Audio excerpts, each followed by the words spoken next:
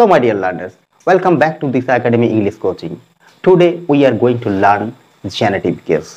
Dear learners, আজকের ক্লাসে আমরা যেটা শিখতে চলেছি সেটা হচ্ছে জেনেটিভ কেসের ব্যবহার।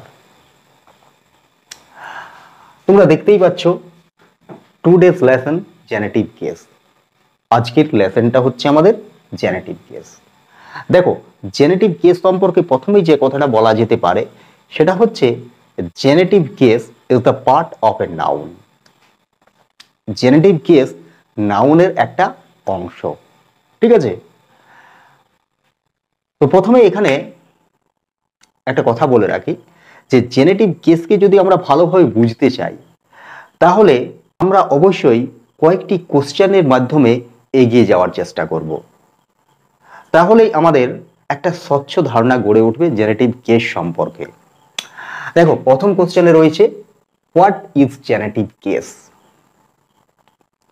এটা আমাদের সকলেরই জিজ্ঞাসা যে জেনেটিভ কেস কি বা জেনেটিভ কেস কাকে বলে, তাই তো? দেখো, genitive case is the form of a noun that we make by adding S with a noun. Genitive case হচ্ছে এমন একটা ফর্ম যেটা কিন্তু আমরা এস যোগ করে, নাউনের সঙ্গে এস যোগ করে থাকি, সেই ফর্মটাকেই আমরা জেনেটিভ কেস বলে থাকি। ওকে, ইজ ইট ক্লিয়ার? ক্লিয়ার তো? এটাকে আরো ভালোভাবে ক্লিয়ার করে নেওয়ার জন্য আমরা দুটো এক্সাম্পল নিতে পারি। ধরো বয়, এটা হচ্ছে নাউন, তাই তো? কিন্তু এই নাউনটি কে আমরা যদি জেনেটিভ কেসে ফর্ম করতে চাই তাহলে প্রথমে বয়, তারপর অ্যাপোস্ট্রফি এস, এটা হচ্ছে অ্যাপোস্ট্রফি এস। এইভাবে কিন্তু আমরা জেনেটিভ কেস মেকিং করতে পারি। যে কোনো নাউনের সঙ্গে আমরা যদি অ্যাপোস্ট্রফি এস ব্যবহার করি তখন সেটাকে বলা হয় সেই নাউনটি জেনেটিভ কেসে রয়েছে বা আছে। Is it clear? যেমন বার্ড, বার্ড লিখে, যেমন বার্ড লিখে তারপর একটা কমা, তারপর এস, ঠিক এভাবে এটাকে বলা হচ্ছে genitive case. Okay, is it clear? আশা করি মোটামুটি একটা স্বচ্ছ ধারণা গড়ে উঠেছে যে জেনেটিভ কেস কি বা জেনেটিভ কেস কাকে বলে। ক্লিয়ার তো? লার্নার্স, আমরা 1 নম্বর কোশ্চেনে আলোচনা করেছি হোয়াট ইজ জেনেটিভ কেস, তাই তো? এরপর আমাদের 2 নম্বর কোশ্চেনে রয়েছে হোয়াট ইজ অ্যাপোস্ট্রফি এস। দেখো, অ্যাপোস্ট্রফি এস যদি বুঝতে হয় তাহলে ফার্স্ট দেখো অ্যাপোস্ট্রফি এস এর যে সাইন, প্রথমে কমা তারপর এস, এটা হচ্ছে অ্যাপোস্ট্রফি এস এর sign. Okay, is it clear? যে অ্যাপোস্ট্রফি এস এর সাইন কি এটা তো ক্লিয়ার হয়েছে। দেখো, এখানে যে সাইনটি ব্যবহার করা হয়েছে এই সাইন থেকেই আমরা অ্যাপোস্ট্রফি এস কে ডিফাইন করে নিতে পারবো। The use of comma before S, S এর আগে কমার যে ব্যবহার ইজ কল্ড অ্যাপোস্ট্রফি এস, সেটাকেই বলা হচ্ছে অ্যাপোস্ট্রফি এস। এস এর আগে কমার ব্যবহার এটাই হচ্ছে apostrophe S. Okay, is it clear? যে অ্যাপোস্ট্রফি এস কি এটা তো ক্লিয়ার হয়েছে।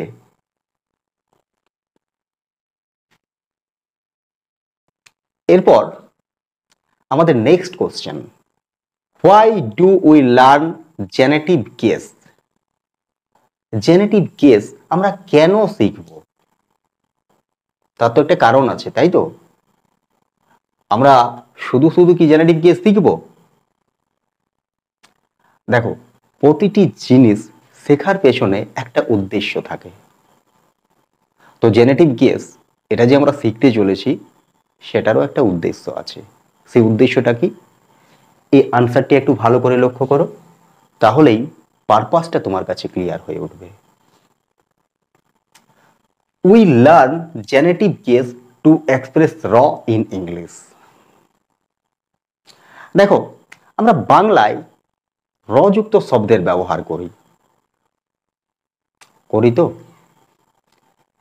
সেই র যুক্ত শব্দগুলিকে যদি আমরা ইংরেজিতে এক্সপ্রেস করতে চাই তাহলে অবশ্যই আমাদেরকে জানতে হবে কেস সম্পর্কে না জানি তাহলে র যুক্ত শব্দগুলিকে আমরা কখনোই ইংরেজিতে এক্সপ্রেস করতে পারবো না।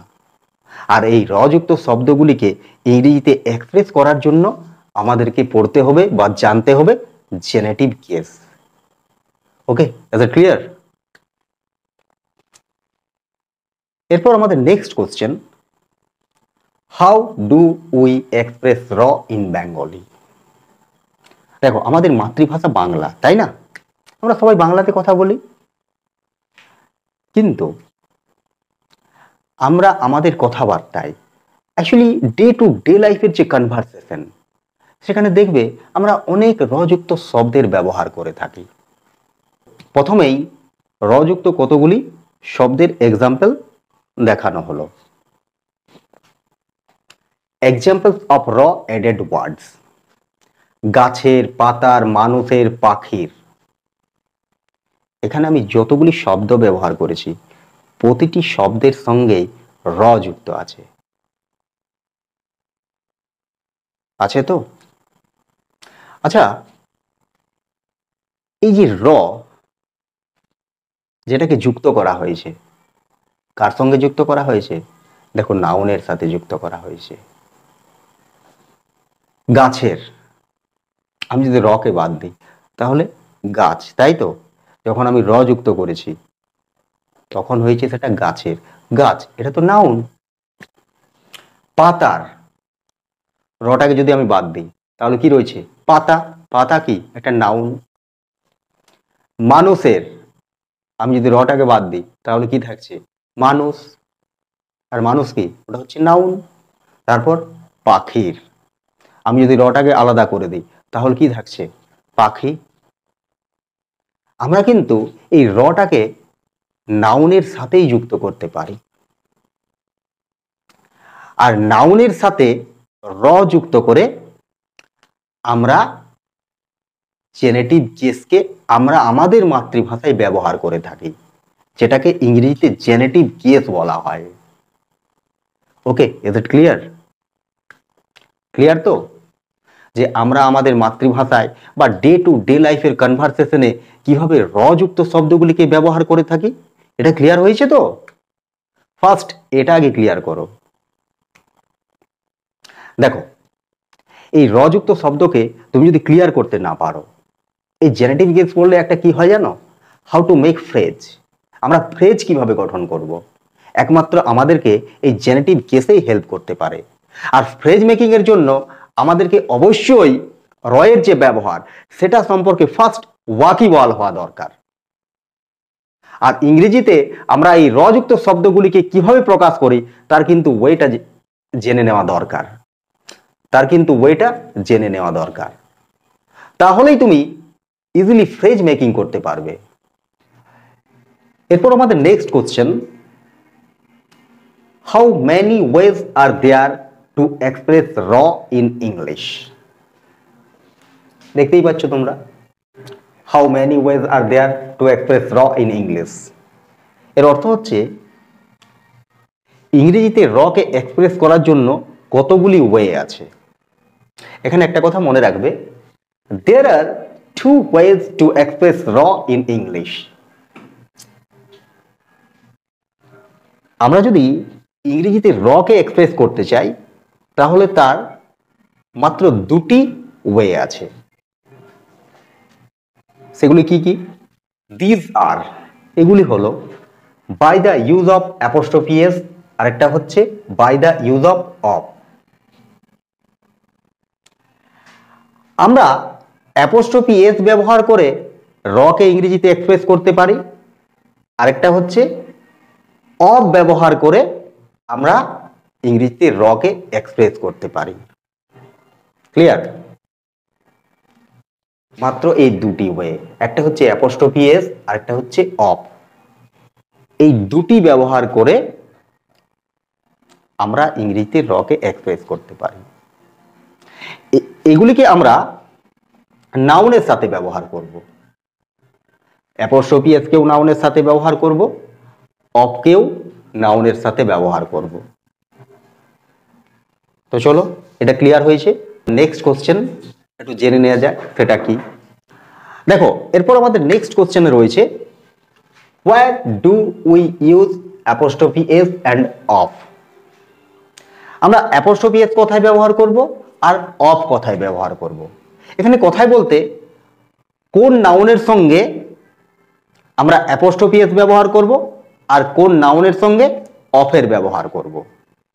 এখানে যে ডায়াগ্রামটি দেখানো হয়েছে, এই ডায়াগ্রামটি আমাদেরকে বুঝতে সাহায্য করবে যে আমরা কোথায় অ্যাপোস্ট্রফি এস ব্যবহার করব আর কোথায় অফের ব্যবহার করব। এখানে যে নাউনের ডায়াগ্রামটি দেখানো হয়েছে, এই ডায়াগ্রামে নাউনের ক্লাসিফিকেশনকে দেখানো হয়নি। নাউন যে দুটো জিনিসকে ইন্ডিকেট করতে পারে, নাউন কোন দুটো জিনিসকে ইন্ডিকেট করতে পারে? পার্সন আর থিং, তাই তো? দেখো, পার্সন আর থিং। নাউন সাধারণত দুটো জিনিসকে ইন্ডিকেট করে থাকে, সেটা হচ্ছে পার্সন আর একটা হচ্ছে থিং। আর থিংকে আমরা দুভাগে ভাগ করতে পারি, একটা হচ্ছে থিং উইথ লাইফ আর একটা হচ্ছে thing without life. Thing with life বলতে বোঝানো হয় জীব বস্তুকে, থিং উইদাউট লাইফ বলতে বোঝানো হয় জড় বস্তুকে। তাহলে এক্ষেত্রে মনে রাখবে, যদি কোনো নাউন পার্সনকে ইন্ডিকেট করে থাকে, সেক্ষেত্রে আমরা কি ব্যবহার করব? অ্যাপোস্ট্রফি এস এর ব্যবহার করব। আর নাউনটি যদি থিং উইথ লাইফকে ইন্ডিকেট করে থাকে, তাহলে সেক্ষেত্রে আমরা কি ব্যবহার করব? অ্যাপোস্ট্রফি এস এর ব্যবহার করব। ক্লিয়ার? আর নাউনটি যদি থিং উইদাউট লাইফকে ইন্ডিকেট করে থাকে, তাহলে আমরা কিসের ব্যবহার করব? অবভিয়াসলি অফের ব্যবহার করব।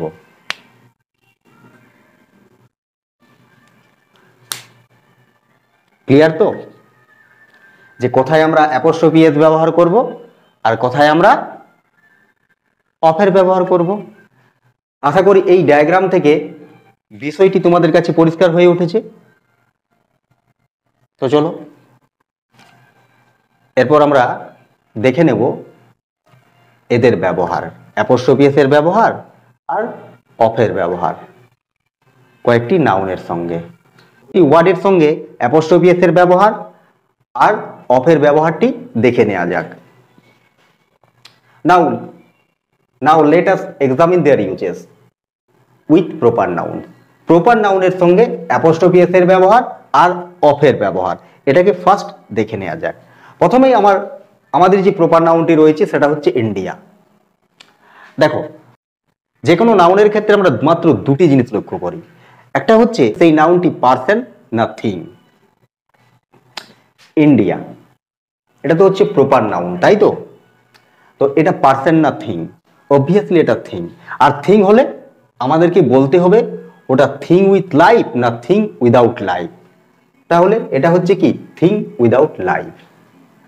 আর থিং উইদাউট লাইফের ক্ষেত্রে আমরা কি ব্যবহার করি? অ্যাপোস্ট্রফি এস না অফ? অবভিয়াসলি অফ ব্যবহার করি। তাই আমরা কি লিখব? Of India. দেখো, ইন্ডিয়া এর অর্থ কি? ভারত। অফের অর্থ কি? র। তাই আমরা কি লিখব? অফ ইন্ডিয়া বলতে ভারতের।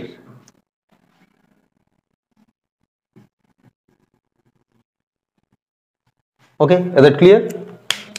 নেক্সট যে প্রপার নাউনটি রয়েছে সেটা হচ্ছে বিশ্বরূপ। এটা তো একটা পার্সন নেম, এটা হচ্ছে পার্সন। আর পার্সনের ক্ষেত্রে আমরা কি ব্যবহার করি? অ্যাপোস্ট্রফি এস, তাই তো?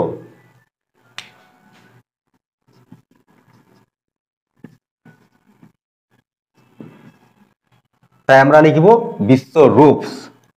এর অর্থ কি? বিশ্বরূপ। বিশ্বরূপ কিন্তু বিশ্বরূপ, অ্যাপোস্ট্রফি এস এর অর্থ কি? র। তাই আমরা কি লিখব? বিশ্বরূপের। ওকে, ইজ ইট ক্লিয়ার?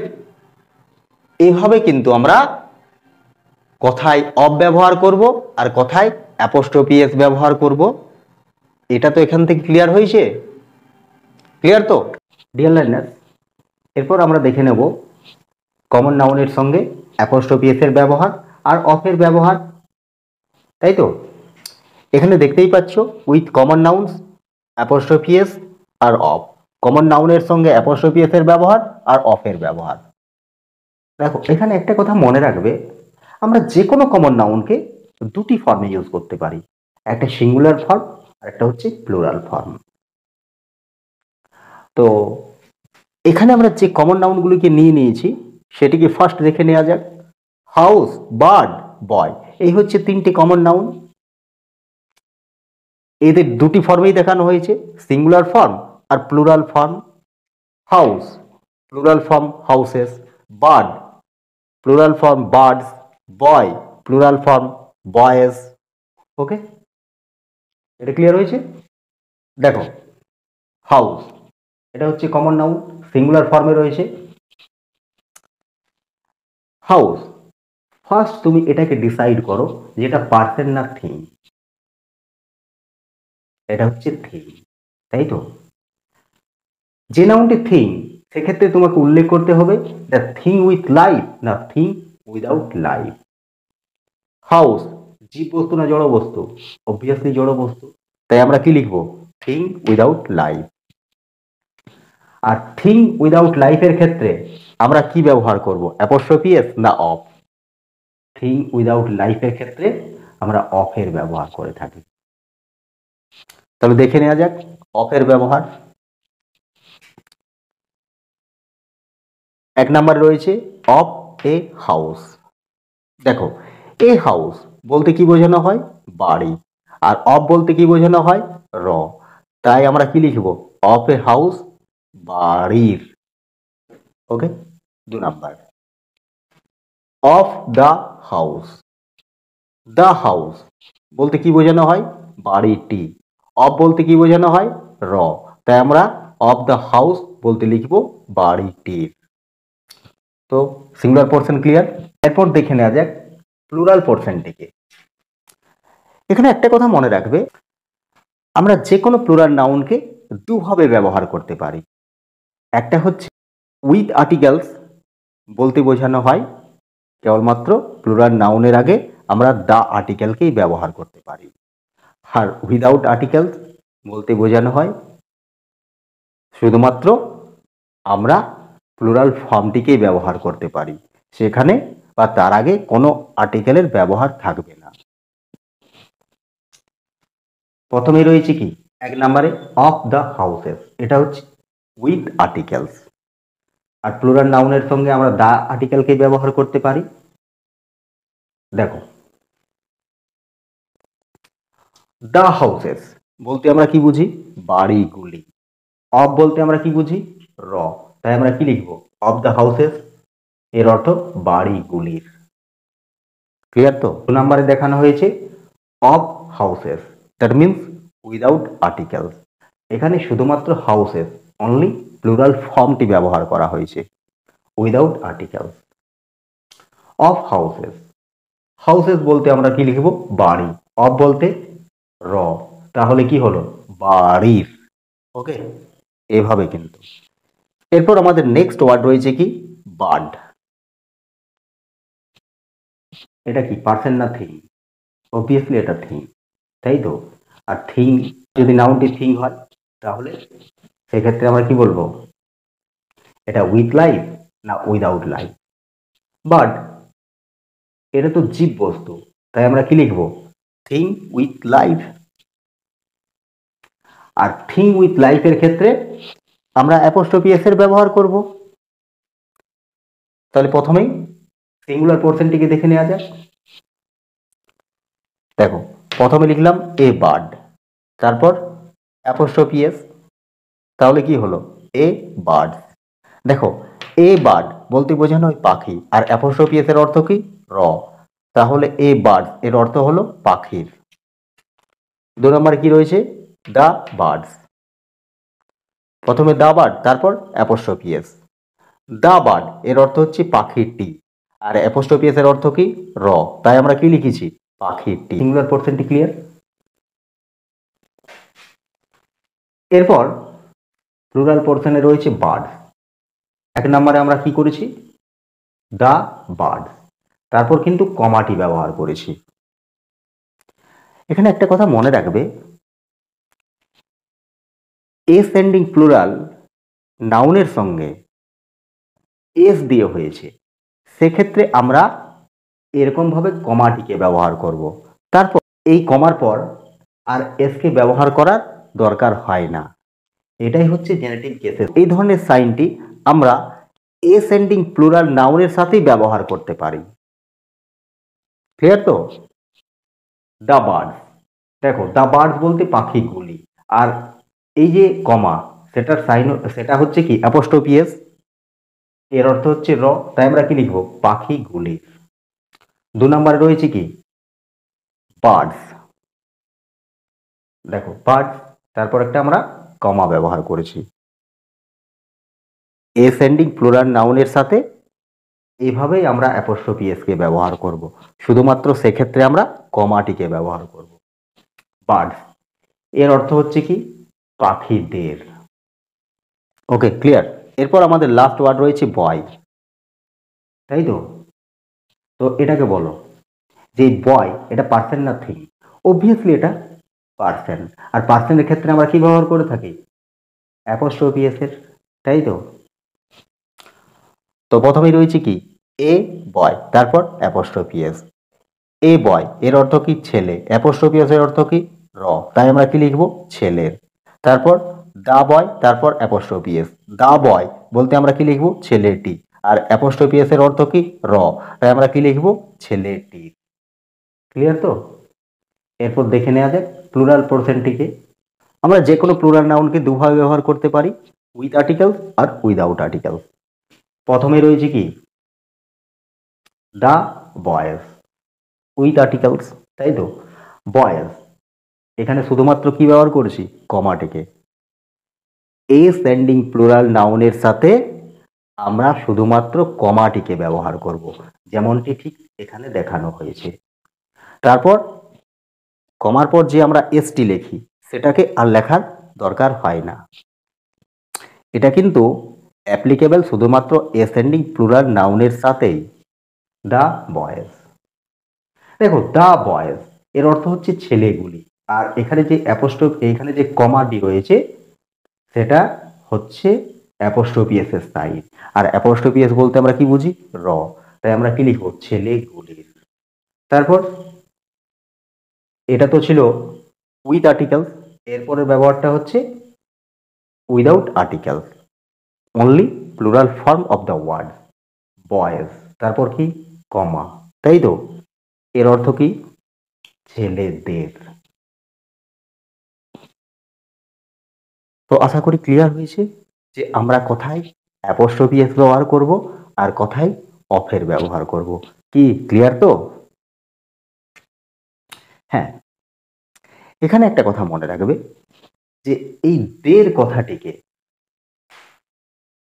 দুটি নাউনের সঙ্গে, পাখিদের আর ছেলেদের, এই দুটি নাউনের সঙ্গেই আমরা দের কথাটিকে যুক্ত করেছি। দের কথাটিকে আমরা কোন নাউনের সঙ্গে যুক্ত করতে পারি, যদি নাউনটি পার্সন বা থিং উইথ লাইফকে ইন্ডিকেট করে, সেক্ষেত্রে ঠিক এইরকম ব্যবহারের ক্ষেত্রে আমরা কিন্তু দের কথাটিকে যুক্ত করতে পারি। কিন্তু অফ হাউসেস, ঠিক আছে, এখানে বাড়ি, কিন্তু কোনো মতেই আমরা এর সঙ্গে দের কথাটিকে যুক্ত করতে পারি না, কারণ যদি কোনো নাউন থিং উইদাউট লাইফকে ইন্ডিকেট করে থাকে সেক্ষেত্রে দেরকে যুক্ত করা যায় না। যেমন অফ হাউসেস, এটা বাড়িদের এরকম বলা ঠিক নয়, তাই বাড়ির এ কথাটি লেখাই যুক্তিযুক্ত। ওকে, তো ক্লিয়ার? তো ডিয়ার লার্নার্স, আজকের ক্লাসটি এখানেই শেষ করছি। আজকের ক্লাসটি যদি তোমাদের ভালো লেগে থাকে তাহলে লাইক, শেয়ার ও সাবস্ক্রাইব করতে ভুলে যেও না কিন্তু। হ্যাঁ, আরেকটা কথা, তোমরা তোমাদের মতামত কমেন্টে অবশ্যই জানাবে, আমি তোমাদের কমেন্টের অপেক্ষায় রইলাম। Thanks for watching this video.